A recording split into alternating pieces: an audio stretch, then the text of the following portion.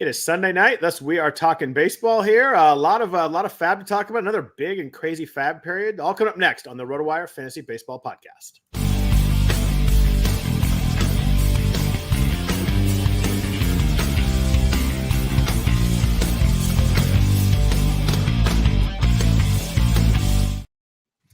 Happy Sunday evening, everybody. Welcome to the RotoWire Fantasy Baseball Podcast. We're sponsored by DraftKings Pick 6. We appreciate them for that. If you're listening to us or watching us, you can please rate and review the podcast. We would appreciate that also. I am Scott Jenstad, joined as always on Sunday nights by Jeff Erickson. Jeff, how's everything there? There is good. I'm in Newport right now. Brief little family thing, getting away. Actually going back to the house for a couple of days rather than coming back down here. Kind of just doing a little back and forth, dog duties and all that, but still a little chance to get away before things get really insane. Yeah, before school starts up again and all that crazy stuff. That's nice. Exactly.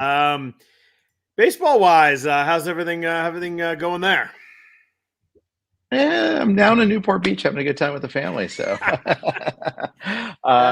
it's not great.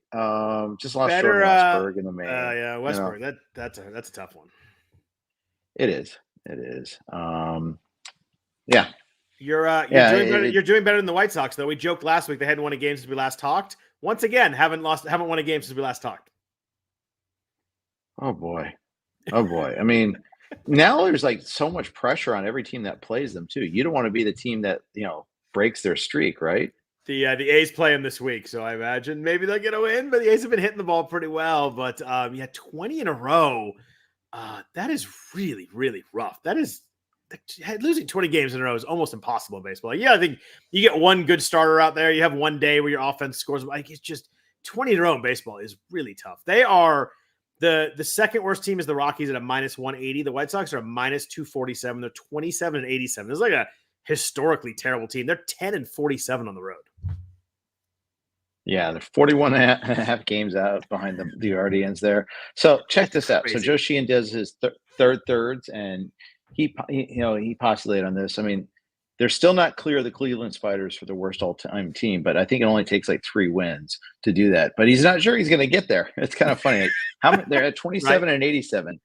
How many wins do the White Sox end up with? Do they get to 40 even? Can they even do 40-120? So 40 would be 40 and 122. So that's 13 and 35. Do they have it in them? It sounds about right, actually, which is crazy. I bet you that's probably what they get to. That is brutal.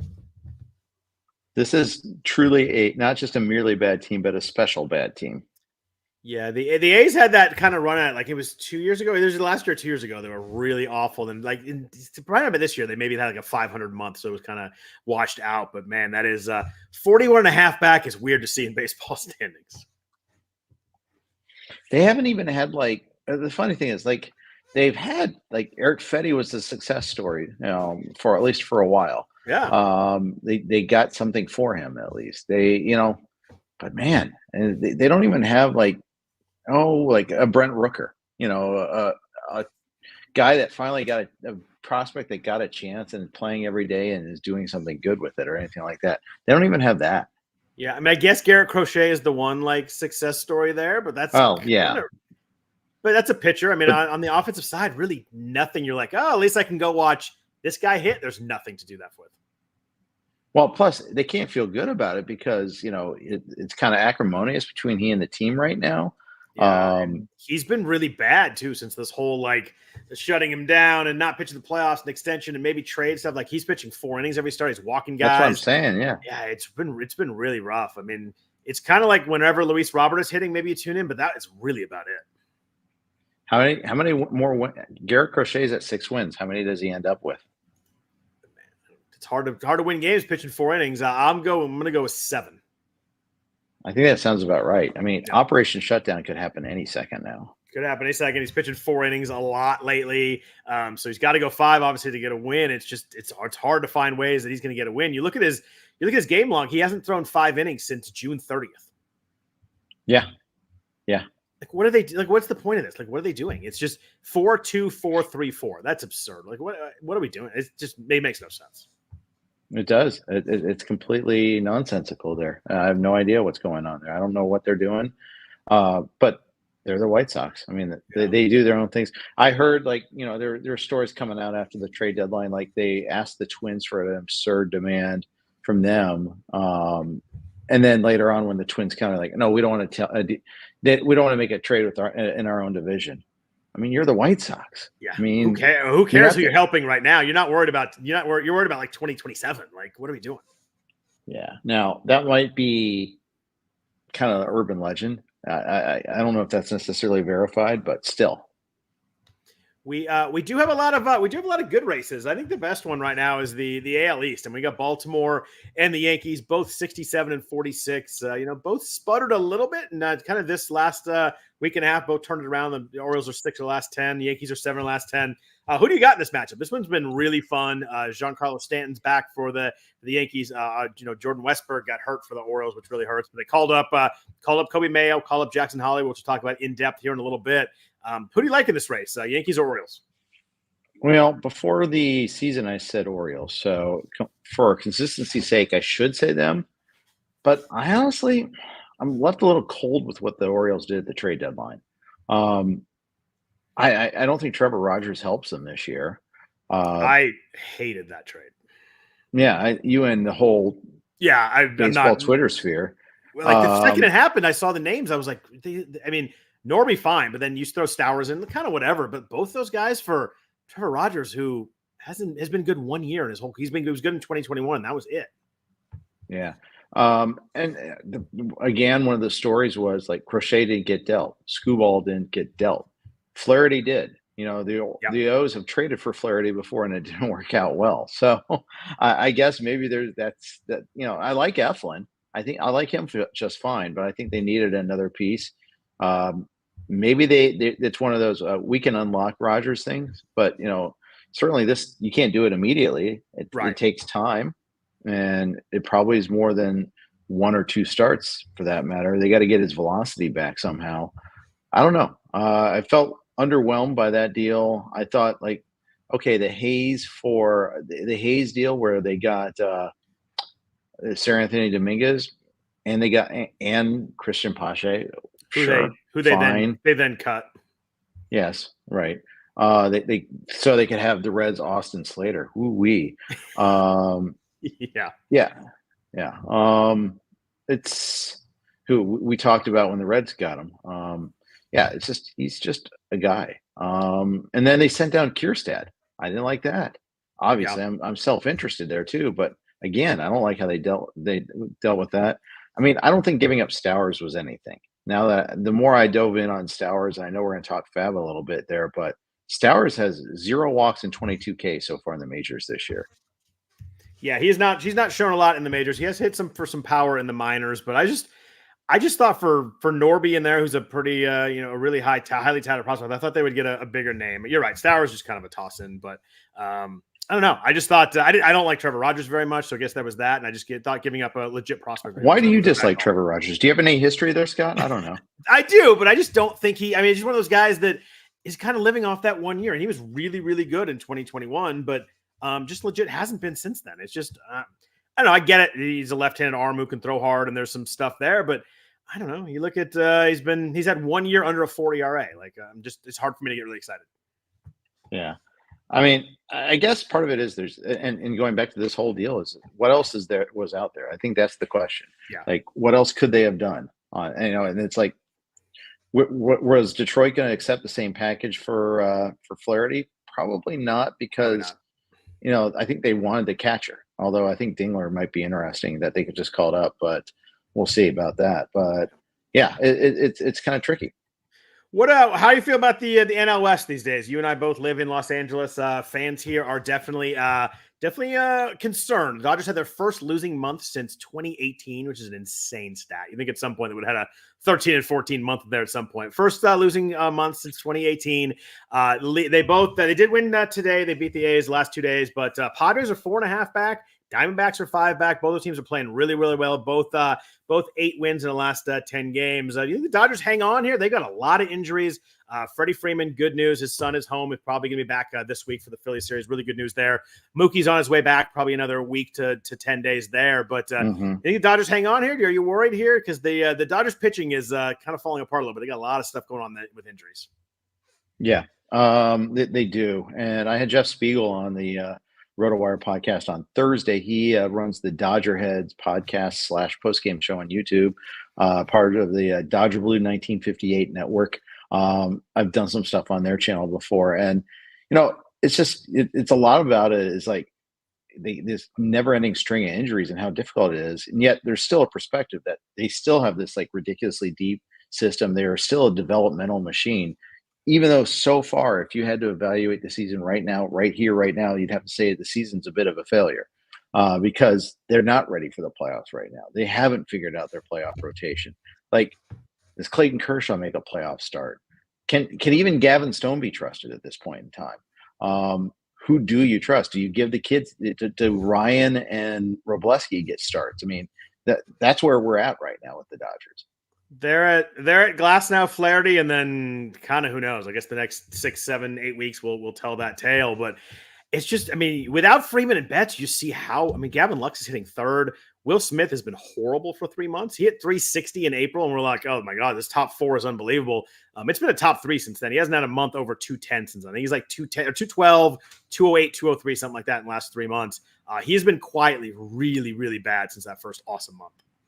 Yeah, he has. He has, and I mean, it's just that you keep on running into these issues there, and that's the thing that's frustrating. Now, it's a long enough season that it could still turn around. Yep, it's still, I don't think Bobby Miller is going to turn around this year, but he could. Maybe they could figure something out. And he had a small medical setback in the minors too, so that pushes him back a little bit more. It was weird. Every time you turn a Dodgers game on, you just don't expect it, but they're 5 through 9. It's just kind of uninspiring. Yeah, well, especially when you're missing parts of your top 4. Though, for too. sure, You're missing Mookie, you're missing Freeman, Freddie, all of a sudden, and Will Smith isn't hitting. Yeah, but you go Hayward and Kike and Pajes and Biggio. Just there's a lot of kind of easy outs there. Gavin Lux has been very good the last 2 weeks or so, but you still don't. There you go. Paul Sporer just said the same thing. But you don't want him hitting third. Obviously, he's going to hit 5th or 6th when those other 2 guys come back, and maybe helps. And you can go 6 deep with Teoscar and Gavin Lux maybe there, but I don't know for a team that we expected to be super dominant. They've been the last 6 weeks or so has been pretty rough. It has been, and we still don't know really who their full-time closer is either. I don't think they have a clue who's coming in and when. I mean, they used Anthony Banda in the 9th today. I know that they threw Daniel Hudson in the 8th. He went against the 4, 5, 6, I think, of the A's lineup. And they used Evan Phillips in a really good spot. I actually used him with 2 outs in the 5th, but it was bases loaded and Brent Rooker up, who had homered off River Riley at bat before. So, hard to argue with using Phillips in that spot. He was a good pitcher for probably the most important spot of the game, and they didn't give up another run after that. So I do get that, but when you got that much bullpen influx, it's just a little disconcerting late in games. You just don't know who's coming in, who you can count on, and I think they're trying to figure it out. They got to figure that out before the playoffs start, obviously. Absolutely, and it's super frustrating right now to try to handicap that. There's a couple of teams like that right now, and it's really annoying. Yeah, trying to figure out saves in fantasy has been tough. Well, we will get to that too. A couple guys I want to talk about before we jump into FAAB. Jeff, some good stuff in Cincinnati here. Hunter Greene has been unbelievably good the last, maybe 6, 7 starts. He's got the ERA under 3 on the season now. WHIP is almost 1. Strikeout rate's 28%. Swinging strike rate's 13%. We talked early in the year about maybe we got a breakout here. I think it's pretty certain here that we got a Hunter Greene breakout season. He has been unbelievably good. No earned runs in his last 3 starts, 1 or fewer in his last 6 starts. He's on an unbelievable run right now. Absolutely. Dominant again Saturday, 11 Ks. One of the things I like about Hunter Greene too is, his like Charlie Goldsmith pointed this out, Cincinnati Enquirer, is like he still throws hard, but it's like mid 90s, like upper mid 90s, unless he really needs to dial up. Yeah. In which case, then he can still do 100, but he's not trying to do that every fastball. Yeah, that's a good point right there, and you could tell he's just a little more sure, a little more under control. But it's been really fun. He's cut the home runs in half, which was a big problem for him in the past. I know the BABIP's a little good, help him out a little bit, but still, this is an incredible season right now. It's been really fun to watch. Having my one main event team, he's kind of keeping me in mediocre land more than anything. But it's been really fun to watch the break. Same with the Reds, for that matter. Yeah, that's true. Someone that we've been kind of waiting for here. There's always a ton of hype when he started coming up with how hard he throws, but it's been really fun to see him. Exactly. And unfortunately, Lodolo is not tracking that way. He looked so good before the injury. He hasn't looked that good since coming back from the injury. Yeah, he has not. So hopefully you get those two going. You can start to get something going there. Also, speaking of the super hot pitcher, we had the super hot hitter. I mentioned Brent Rooker. We're talking about the Dodgers pitching and him homering today. This guy's been unbelievable. He's always been a guy that's like, you get a hot streak, then you get a cold streak. This has been a long-standing hot streak. He had 372 in July, I think, with 12 home runs, led the majors in RBI in July as the A's just scored a ton of runs. He homered again, I think twice over the weekend. Brent Rooker has been one of the huge finds. If you picked him up either late in the draft or off FAAB, it's been a game changer. He's got 81 RBIs. He's been a monster. He has. He really has. And I think it was pretty telling that the A's. Wow, you got Brandon Ayuk on the brain over there? I've got something on the brain. I don't know what, but that the A's didn't trade him at the deadline. I didn't really even hear like a whole lot of concrete rumors involving him either. It seems like 3 days before the deadline, they just kind of shut it down. They're like, yeah, unless we get a ridiculous Godfather offer, we're keeping him. He's 29. I probably would have traded him if I were them. I don't think that, and there's been a little bit of chatter, like maybe the A's aren't that far off. I think their pitching is so far off from being far off that they're a long, long ways away from being good. I probably would have dealt him, but I get it. Guy playing that well, you want to keep him, but 29, I probably would have dealt him myself too. Yeah, probably. You're getting maybe, but you know what? We didn't see that many hitters dealt. Maybe the offers were just that underwhelming because everyone wanted to trade for pitching. That definitely could be the case. You obviously don't want to sell him for pennies on the dollar or anything like that. Maybe you also trade him in the offseason too. But he's got he only has a little over 2 years of service time, so he's not free agent eligible till 2028. They got him out of control for a lot of years. And think about this too. A's are going to Sacramento next year. I've heard that, Jeff. Yes, I know. But from a standpoint of what is that going to do to his putative value? Because I mean, yes, teams will account for ballparks, but do they do it properly? That's another question. It's going to be 1,000 degrees every game in that stadium, and they are playing some day games. You're right. There's going to be some balls flying out of that place. Yeah. Let's get into this week. Just a quick note: there are 3 teams with 5 games. We have the Cubs, the White Sox, the both Chicago teams, and the Kansas City Royals play 5 games this week. So make sure you check out that one. I think the Cubs and White Sox are off on Sunday. They play the 2-game series Friday, Saturday. So they don't play another one of those. Yeah, they don't play on Sunday. Whereas the Royals don't play on Sunday either, and so someone else must not, but they must have 4 games early in the week. Oh, it's the Cardinals? Yeah. The Cardinals play the Mets on the wraparound tomorrow, though, so that's how they get to 6 instead of 5, like the Royals. Yeah, so that means we get fewer games of Bobby Witt Jr., unfortunately. He's his July. We talked about Brent Rooker. Was awesome in July. Bobby Witt hit 122 points higher than Rooker did. He hit 489 in July. Is that good? I kept looking at it. I'm like, there's no way that's actually the right stat. And I looked at it again. I'm like, yeah, he actually hit 489 in July. Just think if the home run derby didn't mess up his swing, how good he'd be doing. I know. Maybe we can put to bed that rumor, huh? Yeah. 26 RBIs. He had 7 home runs in July. Yeah, he's been awesome. If it wasn't for Aaron Judge just going completely crazy in the league, Witt would be the AL MVP. But it's all Aaron Judge. If he doesn't get hurt, it's Aaron Judge MVP pretty easily, I'm afraid. Yeah. His stat line looks good for September, and it's the start of August. It's awesome. Just awesome. A few news and notes before we get into a very active FAAB period here. We mentioned Freddie Freeman before. Really good news there. His wife had an Instagram post that they were taking their son Maximus home today. The word about Freddie in terms of the baseball size, they think he's going to play this week against Philly. The Dodgers play Philly Monday, Tuesday, Wednesday at home. So at some point during that series, they expect Freeman to return. Mason Miller, who's talking about the A's, threw a sim game on Monday. He threw off a mound. I think it was yesterday, and actually with his cast off. So he's obviously his injury was to his left hand.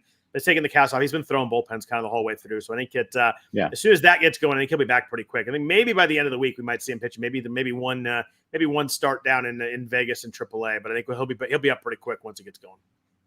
Yeah, it was lovely having those 2 Tyler Ferguson saves, but yeah, it's time to move on. Probably. I feel like the A's had a save op every single game since Miller's been out. It was a crazy little run there of like a lot of close wins. It was frustrating as someone it's been tough to find saves from him in terms of the teams getting wins. This run he did not time that injury well. No, he did not. A couple guys on the IL officially. Max Scherzer went on the IL with some arm fatigue, and Luis Rengifo on the 10 IL with right wrist inflammation. It just seems like Rengifo can't get that wrist healthy. He's had a really good year too, and he just keeps getting banged up. Yeah, 2 also ran teams in the AL West. I'm putting Texas in that category again. I'm not putting Texas quite there yet. They're 5.5 out. I'm not totally burying them, but they're pretty close. They're 6 games under. And they got to pass 2 teams to win the West. That's true. They're on life support, but I'm not quite burying them yet. They're almost done in the wild card though. They're 9.5 out in the wild card. That's kind of what I was looking at there, and I just think that Houston's better. But hey, the next time I looked up, Houston's actually lost 2 in a row, and now they got shut out by the Rays today, and now all of a sudden Seattle's passing them again. Yeah, you're right. Though. It is tough for Texas because they got to pass both teams. Because I think the wild card's we're only going to get 1 team from the West. The AL West has not been good. No, it hasn't. It hasn't. Two teams over 500, and neither one of them more than 5 either. But I think 5.5 still in April or August is still breathing a little bit. One hot streak, and they could be back in the mix. Let's see some other quick notes. Carlos Correa should be on a rehab assignment soon. Speaking of the Rangers, Wyatt Langford sat today with back tightness. They weren't overly concerned about that. He's young enough where hopefully that's not an issue. But every time I hear a back anything, I get a little bit worried. But they do play Houston tomorrow. So big series there now that we're mentioning that. They play Houston for 3 this week, and then at New York for 3. This is a big weekend big week for the Rangers. Absolutely. A couple of the notes. Tyler O'Neill sat the weekend, but with a stomach illness, so he should be pretty good pretty quickly, you would think. Ian Happ was scratched today with a sore shoulder, so definitely check the news on the Cubs there. Again, they only play 5 this week, so definitely be cognizant of that. They do play 3 on the first half of the week, so you can use Happ if he's in the lineup. Tomorrow against Minnesota, Byron Buxton. Actually, some good news. He left the game early after hitting the wall in the outfield, but he was actually cleared later, clear concussion protocol, so it looks like Buxton will be fine. By the way, when you send me the outline, it auto-corrected to Buston, and I just decided to put quote marks on it and leave it. I like that, Byron Buston. He's he's been good lately, right? No, he has. He has. That is a pretty funny autocorrect, though. Yes. So that is pretty good. I didn't notice that until you just said that right now. Other than that, Justin Verlander, this thing has lasted forever. It's been brutal. He threw a 2-inning sim game on Sunday, 37 pitches. It still doesn't seem like he's multiple weeks away, though. This has been something this next thing's just lingering a long time. It really is. And between he and Kyle Tucker, they're like a combined 2 months overestimate now. Yeah, the Tucker one's especially painful. Would you hold Verlander right now? What do you do with this? I mean, you got 3 more weeks. You're probably looking at like end of August or September. Do you hold on to him? I was kind of back and forth in our Yahoo Friends and Family League. It's 13 teams. Yeah, probably hold on to him, but I'm not happy about it. Yeah, that's funny. Paul Sporer mentioned it was when Verlander first missed his first start. I said he pitched if it was a playoff game. Right. That was like what 8 weeks ago, whatever it is. It's crazy. So let's jump into FAAB. There was a lot. Oh, go ahead. I was just gonna say, I think it's telling that they traded for Kikuchi and they gave up a decent amount. He pitched really well his first start with Houston too. He sure did. As Paul Sporer pointed out, it took him 1 start to figure it out. Yeah, a ton of strikeouts there. But let's jump into FAAB. There was a lot of big names, a lot of big bidding this week for the second week in a row. The first note from our sponsors at DraftKings Pick 6. Do you ever play the over-under game with your friends? I think you can eat that slice of pizza in under 30 seconds, or I think it'll take over a minute to down that 2-liter soda. If you have, then you're going to love Pick 6, the new fantasy game from DraftKings. Here's how to play during fantasy baseball season. Pick between 2 and 6 players and choose if they'll have more or less of a stat, like runs, hits, strikeouts, or more. Track your picks and play against others for a shot to win huge cash prizes. That's all there is to it. Download the new DraftKings Pick 6 app and use code RWPicks. New customers play $5 and get 50 in Pick 6 credits. That's code RWPicks for new customers. Play $5 and get 50 in Pick 6 credits only on DraftKings Pick 6. The crown is now yours. One per customer, non-withdrawable Pick 6 credits expire in 6 months. Limited time offer. Gambling problem? Call 1-800-GAMBLER.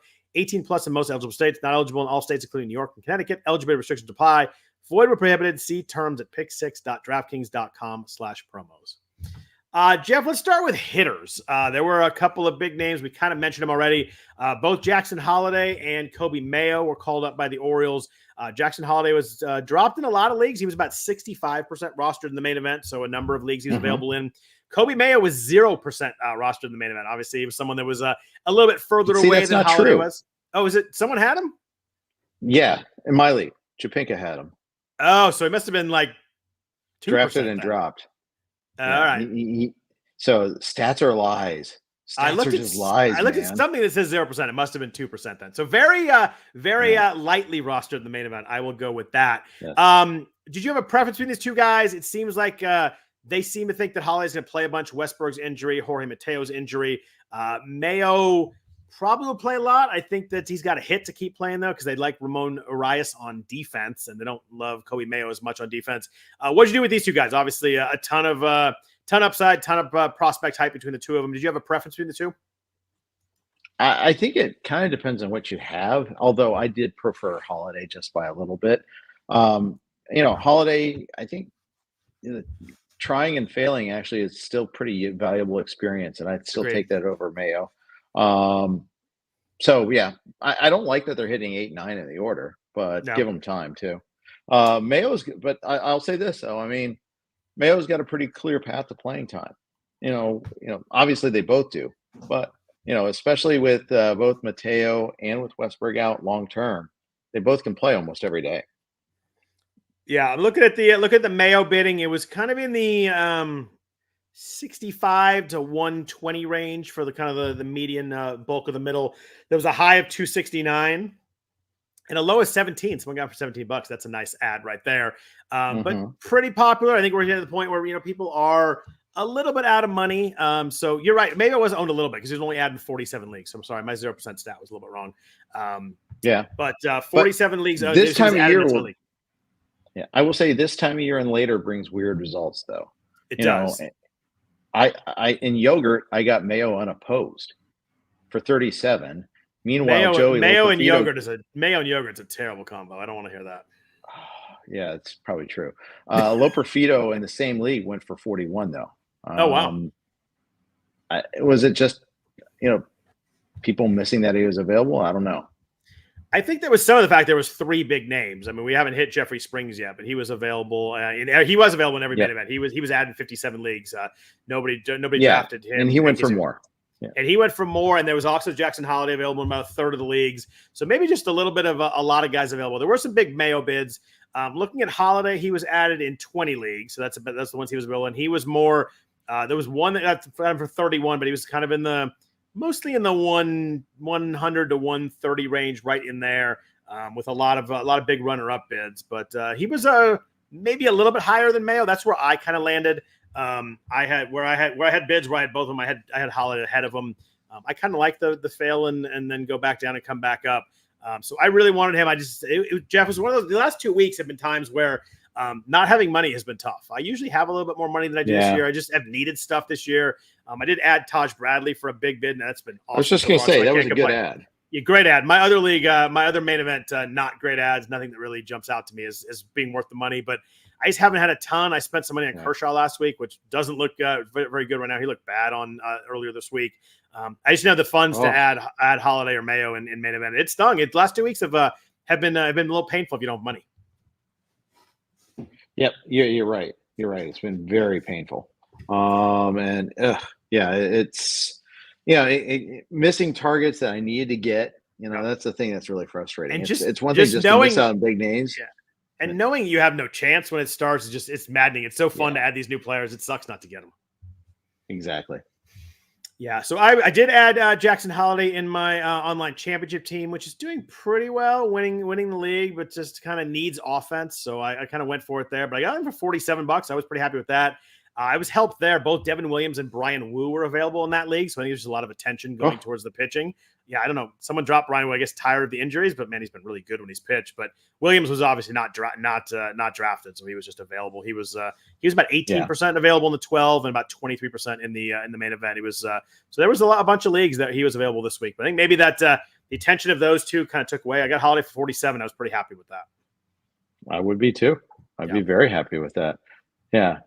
And just like, even though I think it's funny that I got Mayo unopposed, I'm still happy I got him. It's just like that, and I'm labor bids are pending. I did prioritize Holliday over Mayo, but I'd be thrilled to get either of them. We'll see.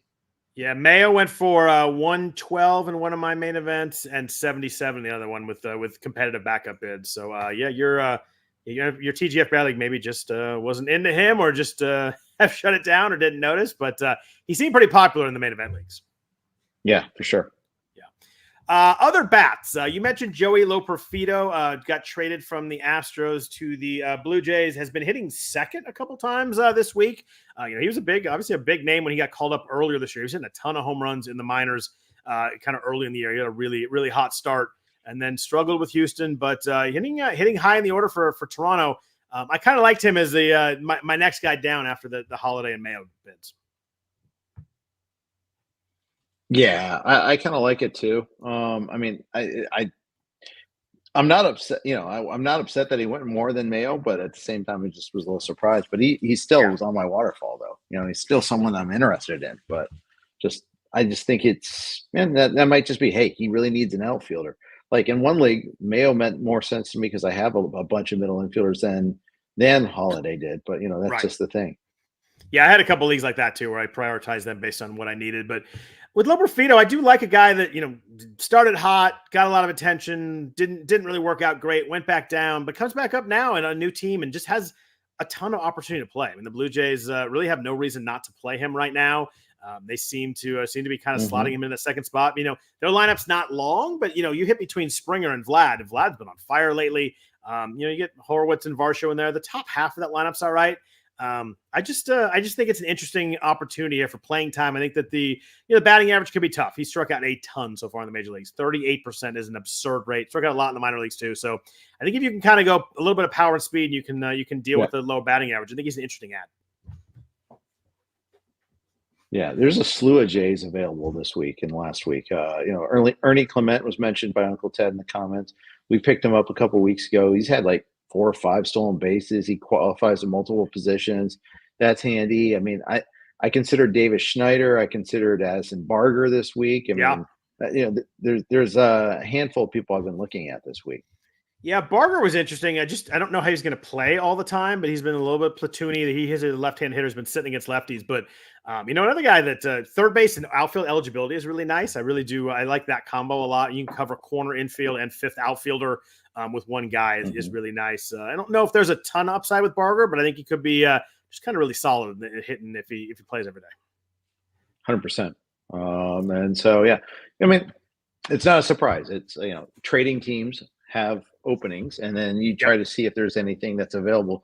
We'll look at, we can talk Marlins, we can talk a little White Sox. We will talk White Sox because the next player on our list is someone I got. So that is Miguel Vargas. Speaking of multi-position eligibility, eligible at second and outfield. Vargas traded from the Dodgers, where he got called up and kind of just played twice a week in the outfield, and they didn't like him in the outfield. They would sub him out late in games. He was really bad out there, but playing every day for the White Sox, leading off a lot, striking out a bit too much so far. But this is someone that was another big prospect, has not hit at all in the majors so far. But we're talking a pretty limited. We're talking 450 plate appearances, and someone that did hit at least for average across the minors, kind of at every level. I was intrigued here. Someone you get leading off. I know it's for a bad team. The runs scored aren't going to be great, but a ton of at-bats, some upside, and going to play every day, which is kind of the most important thing for me right now. Yeah, for sure. I mean, it was a total sad drop. We won Miguel Vargas in the main, dropping Jordan Westberg. Those are always Vargas 17-3. Yeah, at least we won 17-13 on that, and nice. Vargas is second and outfield eligible, so that's nice too. It is very nice. Like I said, with with Barger, you cover a couple spots. You cover middle infield and outfield. Outfield 4 and 5 is really nice. So I was definitely intrigued by Vargas' bidding there. Down the list a little bit, you mentioned him last week. Austin Hayes has been playing every day for Philadelphia. Kind of a guy that is probably not going to do a ton in any particular category, but across the board will probably be pretty solid for you. And just in a really good lineup. I know he's hitting down the lineup, which you don't love to see. I think he hit second once, but he's hit ninth 3 or 4 times for Philly. But still, hitting ninth for Philly is a little bit different than most lineups. And if he's going to play every day for this lineup for this team, I think the counting stats are going to be there. Yeah, I think so too. And I thought he was worthy of picking up. I just like that he's in there all the time too. Yeah, hard to find, outfielders that play 5 to 6 games a week. It is. One guy that's going to play 6 times a week in all likelihood is Seth Brown in Oakland. The A's have 6 games, but all 6 of them against righties. He does sit against lefties, but he did a little bit of stint in the minors this year. But since he's come back, he's been pretty solid. Someone that you're not going to get batting average from, but if you need pop, I think the Seth Brown works really well, especially this week facing all righties. Yeah, absolutely. He's been in and out of my bids a lot in the last month. Yeah, strikes out too much. The batting average is going to be suspect, but it's someone that has hit 20 home runs in 2021, 22 or 25 home runs in 2022. The power's there. He's going to be playing a bunch in this lineup. They got guys on base, which is kind of crazy to say with the A's. As I've been picking up pitchers, the second I used to look at versus Oakland or at Oakland, I'm like automatic stream right there. Not the case anymore. Yeah. No, agreed. I'm not quite like, oh God, it's the A's. No, I'm not like, oh yes, it's the A's. Yeah, it's they beat up mostly bad pitching, but they beat up a couple good ones in there too. Jake McCarthy in Arizona was about 65% rostered in the main event.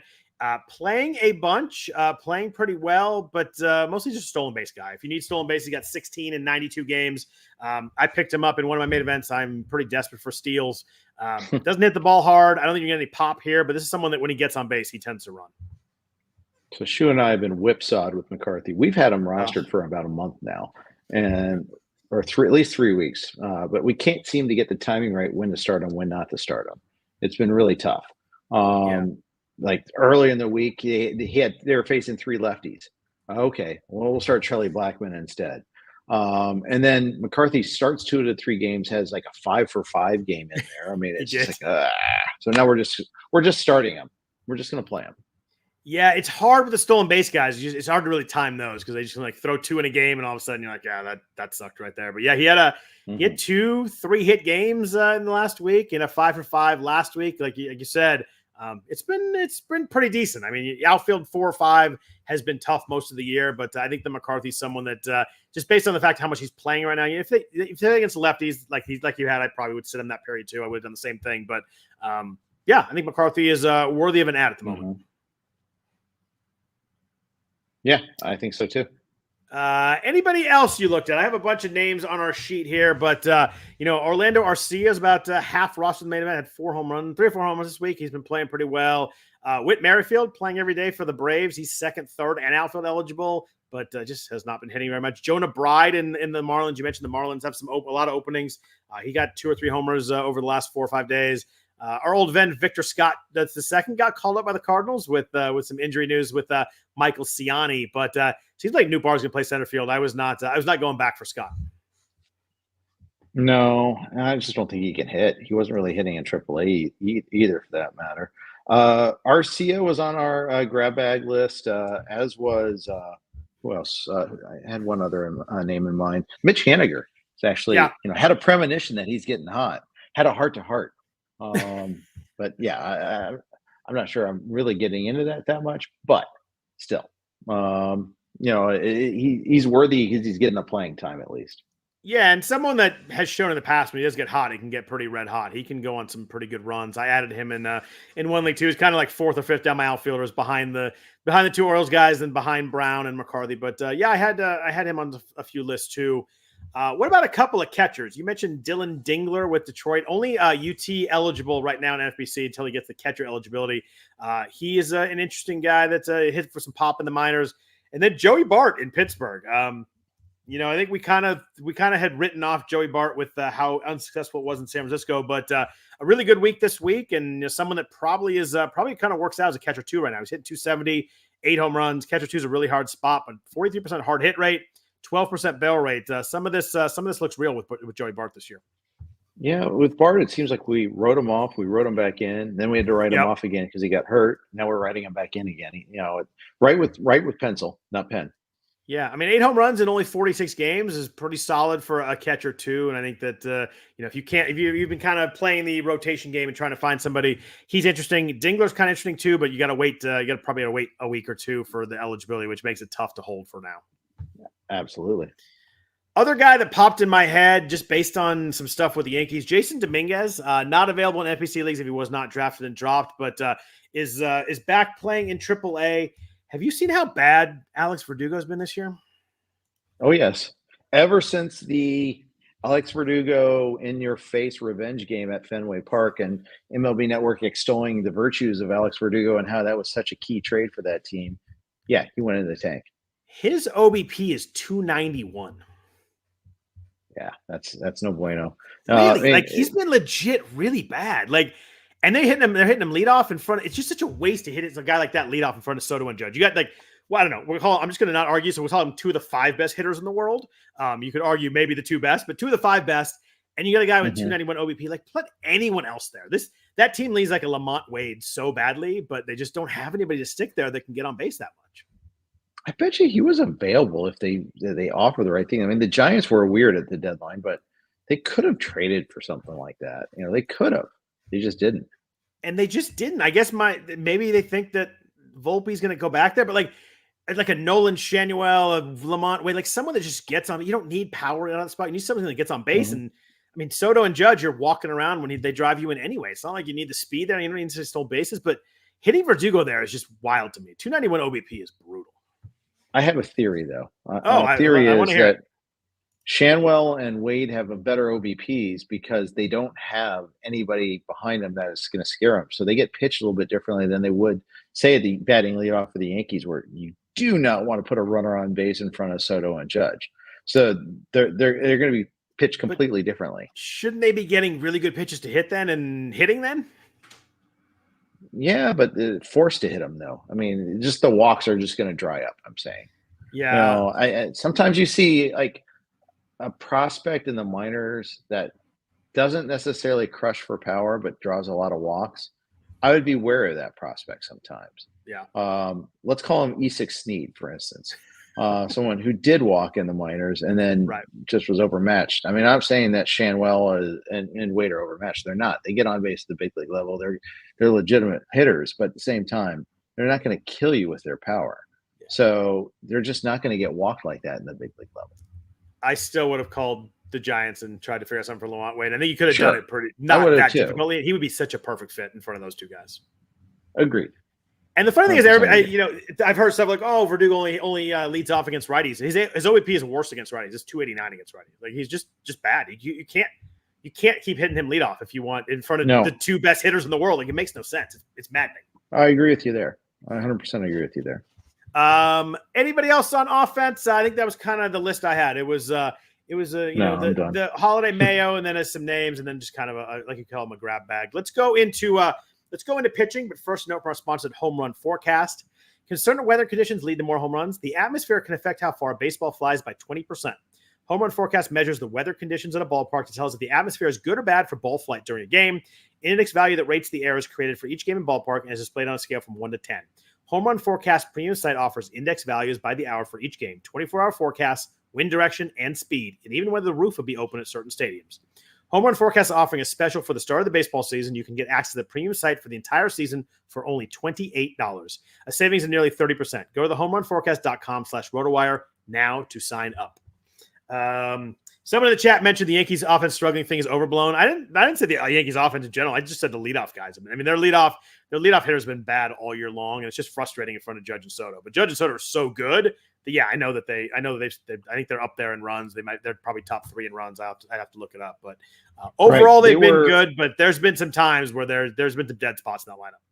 Yeah, they're number 1 and they're ranked first and second and third hitters in baseball. They were like 26th in OPS for leadoff hitters and dead last for cleanup hitters. Yeah, that is like as of a week ago.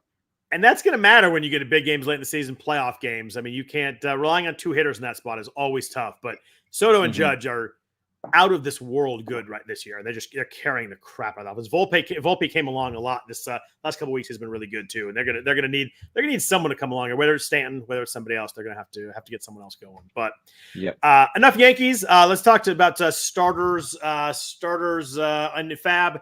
Jeffrey Springs was the big prize this week. A lot of big bids on him. Wasn't available until now in most NFBC leagues. He went for 143 and 100 in my two main events. He's got two starts this week at St. Louis and versus Baltimore. How do you feel about Springs right now? Okay, look, just a little rusty. The first start only threw 3 2/3, kind of to be expected. I assume if you pick him up, you got to throw him for these two starts. Maybe he doesn't go 5, but hopefully he gets close. Yeah, you hope so, and you hope at least for the second he does.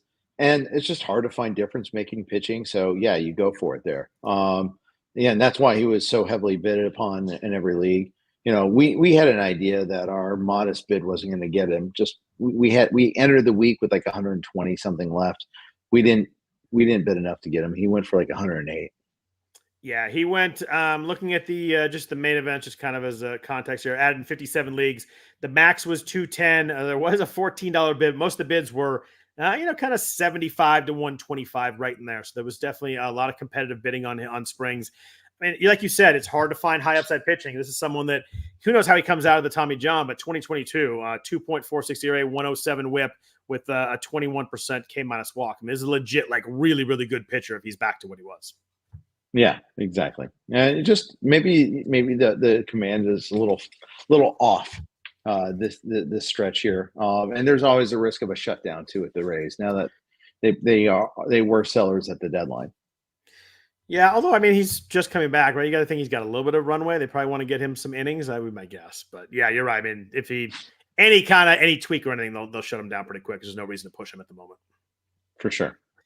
Another interesting name, Hayden Birdsong, has been kind of riding the Major League AAA train, and he had two really good starts. One of those was he came up as a 27th man in a doubleheader against the Rockies. He was available about 60% of the 12 teamers. He's rostered most of the 15 teamers already, but Birdsong's someone that a little bit of a difference maker potentially. Last two starts were really, really good, both against Colorado though. Although one was in Coors, but I thought he was pretty interesting. He's made 6 starts this year, hasn't given more than 3 runs yet. Yeah, it was weird to see him get sent down when that he was the one that got sent down when the Giants got Ray and they got Snell back from the IL. Not that they lost him to those two particular pitchers, and obviously Webb's not going to sit either. But I thought he still was the 4th best starter in that rotation. He'll get his chances now. Especially now that Cobb's gone too, he's going to get those chances. He might be better than Cobb the rest of the season. I like Cobb. Yeah, you can just get on the mound. I like Cobb, but who knows when that happens. But is he supposed to pitch this week for Cleveland? What's his? I'm looking here. Supposed to maybe pitch on Saturday is the kind of the guess against Minnesota. I hope he does. I do like Alex Cobb too. Yeah, they got a doubleheader on Friday too. So they're off Thursday and then doubleheader Friday because I think it's a makeup of a game against the Twins. Twins are also off Thursday. Very odd. They chose to do the doubleheader instead of the game. Maybe it's just like number of consecutive games in a row or something like that. I imagine they just didn't want to. It's Cleveland and Minnesota, right? Yeah. Yep. I wonder. Yeah, Cleveland was home. Cleveland's home before that series. Minnesota is at the Cubs. They're both kind of close. Yeah, I was surprised they didn't play that Thursday. Yep. Is there anything more insane than how good Blake Snell is in the second half and how bad he's in the first half? It's the most ridiculous trend, but every year the dude is unbelievable in the second half and terrible in the first half. It's wild. Yeah, and the Reds are unbelievably terrible right now too, so it worked out perfectly. Kind of crazy. That's the first time Blake Snell's ever pinched the 9th inning of a start. Yeah, right? Ever. When I heard that stat, I was like, no way. Yeah, I mean, I think he relieved in some games at some point, like maybe the playoffs. But yeah, he's never started. Every game he started, he's never pitched a pitch in the 9th inning, which is crazy. Super crazy. Yeah, I think. What'd you do with Erod? Sorry. Oh man, that was a good one. He's going to be up next. Eduardo Rodriguez coming back. Didn't throw any rehab starts. Just kind of did some sim games. That kind of worries me a little bit. I was not overly aggressive with Erod. He's got 2 starts this week. at Cleveland against the team that has the most wins in baseball. I think that they still do, right? Yeah, they're tied with the Yankees and Orioles for the most wins in baseball, one ahead of the Phillies. And then against the Phillies. So you got two of the best teams in baseball. I was scared to death to throw this start, so I did not have him overly high bid. I know he could be someone that could be pretty solid, but I was concerned based on how tough this week is. I got him unopposed and yogurt also. It was just unopposed week for me. There was other contested bids on other players, but I got him 11-0 in that one there. So it was weird. I had a spot to drop basically. Landon Knack was an easy drop for me there, but still, I'm a little surprised. Fully no backup bid though. I thought he would have been. I'm looking at he went for as high as 115 in a league, but most of them were fairly small bids. But he was added in a lot of leagues. Yeah, exactly. I'm looking. He was added in 20. Oh, I'm sorry. The high bid in the main event was 55, but most of the bids were 12 to 25, right, and kind of in that range. Mm-hmm. Yeah, and are you? It's a risk. Yeah, I'm probably throwing him. I'm debating that again. I mean, Arizona is they're scoring so many runs in support of their pitching. It is Cleveland though. It's tough. They're a really fun. Arizona's a really fun team again. I know they obviously made the run last year of the World Series, but they're a fun team to watch. And Ketel Marte is freaking amazing. Yeah, Cleveland and Philly though. Those are two bad matchups. Those are tough. I looked at that and I'm like, oh, I don't even want to make that decision. I think I kind of wimped out on that one. Yeah. Some in the chat asked if you think Jose Butto will be a starter against the season. I do not. I think he's so immensely valuable to the Mets right now in the bullpen. He's been unbelievably good the last we'll call it 6 weeks, but the last month especially. He has I think he has 3 wins and 2 saves and an ERA or a WHIP under 1 relieving in the last month. I think he's too valuable in the back end of the bullpen. I think they'd love him throwing multi-innings in front of Diaz. Yeah, I'd agree with that. And they added Blackburn, who we actually added in the main. I know we're not going to use him this week at Coors, most likely, but still. He gets a revenge game against your former A's the following week, Blackburn does. And I think Blackburn could be good for them. I think that's the reason they feel like they contended leaving Butto in the bullpen there, where I agree. He's been very valuable. I think Blackburn is kind of one of those just a guy, but a guy that'll give you innings, good chance at wins on a team that's scoring runs well in the Mets. I think that he's definitely 15 team viable. I think that he was someone I had in my list too. Other guys on my list, was there anybody else? I found that after these top couple guys, the Springs was obviously a lot of big bids, but Cody Bradford's back for Texas, but kind of short outings the first one. He was really good earlier in the year. Carson Fulmer pitching for the Angels has been pretty good in his 4 starts. Bailey Falter, old friend, back for 2 starts. I did not want any part of that. Was there anybody else that you liked in pitching? I know you mentioned Blackburn. I think he was probably Blackburn's probably at the top of my list after the initial guys we mentioned.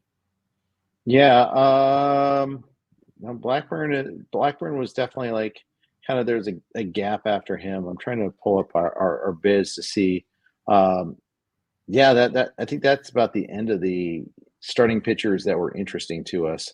I mean, there was a Falter, there's Savali out there that we had waterfalls on but didn't get. So Savali has just been. I still have him in the main event. I keep throwing. I didn't know what I'm doing, but he's just every once in a while he has like a good start. You're like, all right, back in. Then 2 bad ones. He's been awful. Yeah, he and Griffin Canning are the 2 guys that like every start. Griffin Canning was pretty good today, but those are the 2 guys that like ERA is over 5 on the year. It's just so tough to stomach. It just kills you. So Canning for you is Simeon Woods Richardson for me. That's the one I just can't stand anymore. Just can't. What do you have, like an 8-2 lead today? Didn't get a win? Come on. He's had a lot of those games with leads, and you're just like, oh my gosh! It's just every time a lot of 4 2/3. You have a bunch of runs today. That Twins game today was crazy. 20 runs scored in that game. A pitcher that I do think is a little bit interesting, especially is a more shallow league, might be available. Joey Estes for the A's gets the White Sox this week, home in Oakland. I think the White Sox, I saw a number, I forget what it was, but their WRC plus against righties the last month has just been abysmal, which is not surprising. They lost 20 games in a row. They're not doing much well. But if you can get guys against the White Sox right now, I think that's obviously a full green light. Yeah, I mean, unless he's Simeon Woods Richardson. And, he'll be on my bench and he'll get a win this week, by the way. That's how this works. You kept him, though. Yeah, probably. You got to replace him with somebody, right? Yeah, that's the tough part. Someone in the chat mentioned Grant Holmes. I kind of looked at that one too. I liked him starting for the Braves. However, Ronaldo Lopez might be back this week, and if he's not, Holmes' start is at Colorado. And I know the Rockies are bad, but I still don't love throwing a kind of a fringy starter at Coors, especially when it's warm. I kind of backed off just based on the fact that if he does pitch, it's going to be at Colorado. I know, and Max Fried is back. He pitched today, not well against the Marlins, but yeah, I think that if Holmes pitches this week, the matchup is going to be really rough. I just didn't risk it. And it's hard to throw that not knowing it. You have to put him in the lineup on Tuesday, not knowing he's going to pitch over the weekend. I just couldn't get there. But I kind of thought he'd be interesting if he had a start. Right. I think he's marginally more interesting in a daily moves league. But again, like you said, Coors Field, I'm not going to put a marginal pitcher in Coors Field. Yeah. You can get Xavier Curried very easily. Xavion Curry, excuse me. How dare I diminish the work that Xavion is doing? Yes. So before we jump out of here, some relievers. It was an interesting but difficult reliever week. Obviously, if Devin Williams is available in your league, he, like I said before, he was 77% rostered in the main event, 82% rostered in the 12s. If he's available, he's obviously a full go. He's probably not going to throw back to back for a while, but he's Devin Williams. You can pick him up off FAAB. You do so pretty easily there. I'm looking at. I'm trying to figure out what his bids ended up being. He went. He was more popular. He was very few leagues, but he was more popular than the other Springs and the Orioles guys. He went between 320 as a high and 77 as low, but only one league where he was added under $100. So he was, if he was available, he was definitely the big prize this week. It makes a lot of sense. I mean, that's a top 5. 298 in mine. Yeah. Oh, there you go. 298 in mine, which is more than we had. And this is the week we decided no longer to do to no longer do any more closers. We're just done. You're punting them? Did you have one that you dropped back, or what'd you do with who you had? I have Evan Phillips. Well, we still have Ferguson. We have Evan Phillips. We haven't cut them yet, but we didn't go hard after the alternative guys. We had some token bids in, like, because all the other ones, you don't know if they're really the closer. Like, is it Cano? Is it which Arizona guy do you got today? Which Dodger do you have today? Which Detroit pitcher do you have today? Blech. Dodgers have been especially tough too. Dodgers have been especially tough because we don't know if it's gonna be. And it's hard thing is if you have those guys, you throw them. Like there was Honeywell, there was Daniel Hudson, there's Anthony Banda got the save today. The Dodgers have 10 guys who have saves this year. Like that's a crazy list. It's just hard to throw those guys. If you need saves, you throw them. They don't do anything. It kills you. It's really hard to even throw those guys. When Phillips threw the 5th today, we mentioned it was a high leverage spot, but that's just a tough spot to throw. I just kind of think I'm staying away there. Ben Joyce. Same thing with Arizona. Like. Yep. Ginkel throws in the 6th one day, but he could be their best reliever right now. Ryan Thompson gets a save one day, AJ Puck the next, and then the next day they're pitching like the 6th inning. Thompson's the one guy it seems like they're holding him back to the later innings at least. Yeah. But although Puck had to come in and save Thompson today, so I think that maybe shifted things. I think next save up goes to Puck. I think he's the one that has a chance to maybe. I wouldn't say run with it, but maybe be the majority of the guy until, at some point they probably want to bring Sewell back anyway. But Puck would be the only guy that I would start in that bullpen this week. Yeah, and we actually did have a $5 bid on Puck in there, but still, it's super frustrating. He went for 27 in my main event where he was available. He'd been added and dropped by a bunch of people. Ben Joyce, 124 in mine, by the way. Oh my gosh, that's high. Same guy got Devin Williams and Puck. Sorry to interrupt you. Oh my gosh, that's a way to try and fix some saves pretty quick with spending what is that $440 or whatever. Yeah, they had it. That's the thing. That's more than Puck went for 124, which is more than we had. So we're not gonna spend it all on a guy that's a half closer. Right. You and I have discussed Ben Joyce many times over the last month. Someone that I was adding where I could. They went the Hunter Strickland experiment for a couple days, did not work, and he gave up a grand slam to JD Martinez, and then Joyce got the save in that game. I know Joyce didn't pitch today. Ronzi Contreras got the save. They're just not using Joyce back to back. I think he's only thrown back to back a couple times all year. I do think that when he's rested, he will be pitching the 9th inning, but I think they're gonna if it's the 8th and there's a tough in the middle of the order. I think they'll use Joyce in that spot. They did it when one of the Strickland save. He pitched the middle of the order. But I would if I had Ben Joyce, I'd be rostering him and starting him everywhere. I'd be picking him up. He was 77% rostered in the 12 teamers, almost fully rostered in the main event. I don't even know if he's available anywhere, but he's someone that I'm throwing for sure. He's just pitching so well. He had that pitch last night to get the save. It was on 104.7, which is crazy. Hasn't given up a run in forever. Love Ben Joyce right now. If I have him, I'm just starting him and hoping that Washington decides to go traditional closer for 2 months. I don't think he will, but it'd be a huge boon if he did. I think Calvin Schiraldi is going to get the next chance there in Anaheim, but hopefully, I was going to say hopefully he didn't throw a wild pitch to Mookie Wilson, but that was Bob Stanley, right? Yeah, Schiraldi had he had his role in that though too. He was, I think, he was the one that gave up the. Yeah, I think the Buckner play was off of Schiraldi. I think it was Bob. I think Bob Stanley was in by then, if I remember. Maybe Schiraldi. I think Schiraldi put everybody on base before that, though. But yes, that's right. That's right.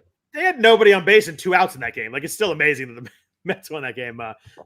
Ray Knight, Kevin Mitchell, and Gary Carter, I think, were the 3 singles, if I'm remembering right. And then it fell apart from there. But Yennier Cano, you mentioned really quickly, had got 2 saves this week. They've done the Craig Kimbrell, you need to chill for a little bit and figure yourself out and then come back a couple of times. Do you think they're just doing that now? Do you think that Cano has a chance to take this over? It's an interesting situation for a team that is tied for the most wins in baseball. Obviously, someone that could get a lot of saves over the last 2 months. If you got the right guy, it could work really well. I just don't know if we'll know who the right guy will be. Yeah, I think that's the problem is they don't – it's not like they went out and added somebody that was – going to be better necessarily. And Cano, I mean, he did nab the save on Saturday. He's okay, but he's got a 130 whip. He's not that good. Yeah. He's had his moments where he hasn't been good. He's given up 5 homers this year. I read some stuff that he has changed his pitch mix recently. I can speak. He's been better in June and July. I think his ERA is around in kind of the high 2s in June and July after a rough May. He gave up 2 home runs in March, 2 home runs in May, and only 1 in June and July. So maybe he has figured something out there, but I just don't know what they're going to do. It's hard for me to see them just completely getting Kimbrell out of that role. I just don't think they'll do it. That's funny, Paul. Paul in the chat, if you're not streaming with this, goes Trevor Rogers to closer. They kind of tie up our argument about Trevor Rogers earlier. That is an excellent callback to earlier in the podcast. We talked Diamondbacks. What about the Royals? James McCarthy has been really rough recently. They used Hunter Harvey one of the saves. Then he blew one. Then he got another one today.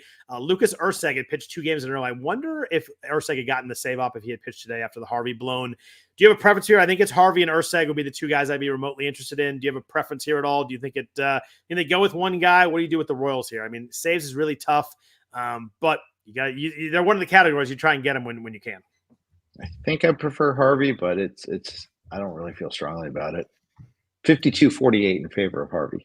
Kind of where I'm at. I think that it's probably Harvey, but I think that the leash is very, very short. If I were bidding on them, I'd go Harvey, then Erceg. I did hold Erceg in a couple of leagues. I added him last week after Mason Miller got hurt. Obviously, got traded, which wasn't ideal for that ad. But I'm like Wednesday or Thursday. I'm like, oh, that's an easy drop for me. I kept him for a week. I want to see what the Royals do in this week. They only have 5 games a week, which kind of sucks, but they get a couple save offs. You have to wait 2 weeks. Yeah, I might have to wait 2 weeks. But they get a couple save off, and Harvey gets both of them. Easy drop. If he blows one, Erceg, I think that waiting for another week probably made a little sense with Erceg just to see what we got there. Indeed. What about in Marlins land? They traded everybody that was not nailed down. We've talked about the Nard dog Andrew Nardi a bunch of times, but it seems like Calvin Foucher. I actually don't know how it is. I haven't watched a Marlins game when he pitched. He's 28, but got a save earlier this week. It seems like he's next man up, but man, the situation probably is not going to be very good either way. Yeah. They played. They were better than they could have been.